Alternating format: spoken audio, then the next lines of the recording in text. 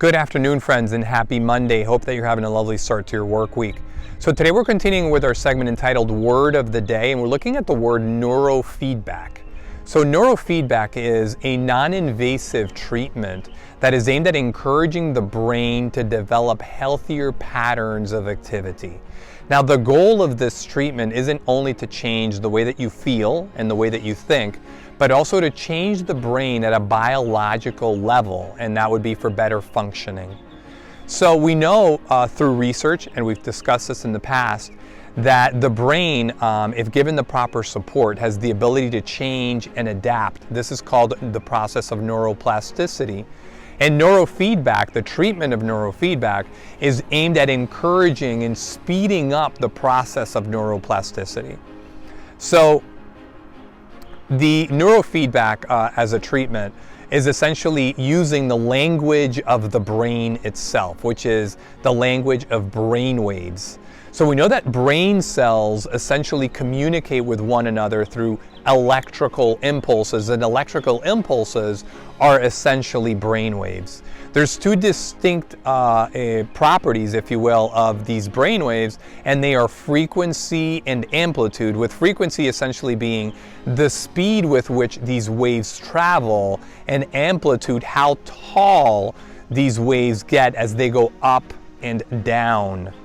Now, generally speaking, you can associate that faster wave patterns are going to be associated with things like focus, alertedness, cognition, whereas things like slower wave patterns are going to be associated with meditation, relaxation, and possibly with sleep. So let's talk about the different types of brain waves that are known to be. So let's start first with the delta brainwave, which operates at a frequency of 0.1 to 3 hertz. And this is typically associated with things like deep sleep or healing as well, a detached awareness as you're basically in your subconscious.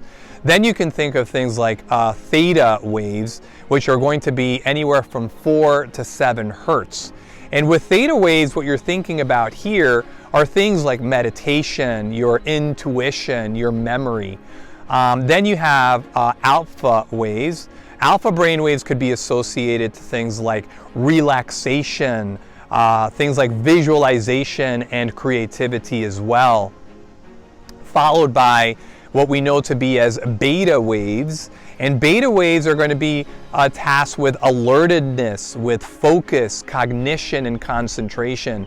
And lastly, we're going to have gamma waves. And gamma waves, which operate anywhere from 31 to 100 hertz, are going to be associated with things like peak focus, also an expanded consciousness and insight. So these are the different types of waves that we know to be. Again, with mental health disorders in particular, what you're talking about here is that brainwave patterns have been disrupted or dysregulated, and we know that this could lead to all sorts of unhealthy biological activity and behaviors. So for somebody like myself who has struggled with anxiety for most of his life, one of the things that happens here is that I have too much of what they call fast brainwave activity, too much in the area of beta wave activity, which we know operate anywhere from 16 to 30 hertz. So that is going to lead to me feeling more on edge, more panicky, more hyper aroused. Somebody on the other hand that struggles with something like, let's say, ADHD probably has too much slow brainwave pattern activity, and that's going to lead to them feeling or symptoms such as daydreaming, brain fog even, and a lack of alertedness or focus. So these things can be aimed to be modulated. This dysregulation can aim to be modulated through neurofeedback treatment. Now let's talk about how neurofeedback treatment actually works. So the first thing that you would need to do is essentially set a goal for your treatment. Somebody like myself going into a neurofeedback center, which I have, I talk about my anxiety, my edginess, and that hyper-aroused state that is pretty pervasive throughout my day. So the goal of treatment would be for me to try to get me to those slower brainwave pattern activities that are going to arrive at me feeling more calm and relaxed states, right? That would be the goal for me. When you go to a neurofeedback center, once you set your goal for the treatment, you're going to get a sort of baseline measurement, if you will. The provider or the clinician is going to install a whole bunch of electrodes on your scalp that are aimed to establish a real-time measurement of your brainwave activity through what they call electroencephalography, or EEG. So this is going to establish that baseline, if you will, of your brainwave activity.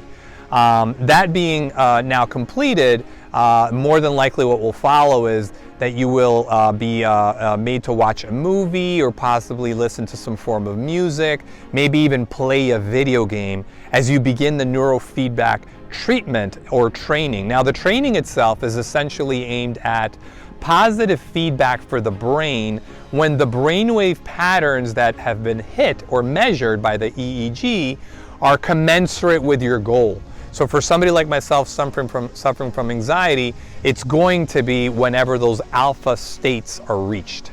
And when they are reached, the feedback is going to be that positive feedback, possibly some very nice music or audio feedback. For the training that I have done, that has been exactly the type of feedback. Now, in a single session, the brain is going to have thousands of opportunities to be able to be rewarded as it hits these desired states of brain activity commensurate to your goal. So that basically, in a nutshell, is the process by which neurofeedback works in a very simple manner. I myself have started doing this. I've done 4 sessions so far with a local firm, NESTRE, N-E-S-T-R-E, and my desire is to be able to do at least 20 sessions. I read the book from Dr. Bessel van der Kolk, The Body Keeps the Score, and he talks about neurofeedback up to 20 sessions, leading up to about 40% reduction in symptoms for folks that suffer from post-traumatic stress disorder. So this to me is very compelling, and I am definitely looking forward to continuing with my treatments, and I will report back as I try to address my pervasive anxiety. Again, just a quick share here on neurofeedback, something that has come into my life of late, and I am very excited about, and I hope that for somebody that is dealing with some form of mental health issue, or possibly just looking for more peak performance, more heightened states of concentration and focus, that you can look into this aspect of neurofeedback as a tool to get you there.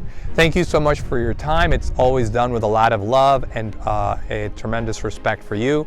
If there's anything else that you would like for us to tune into and possibly provide feedback on, please contact us at www.inspireamovement.com.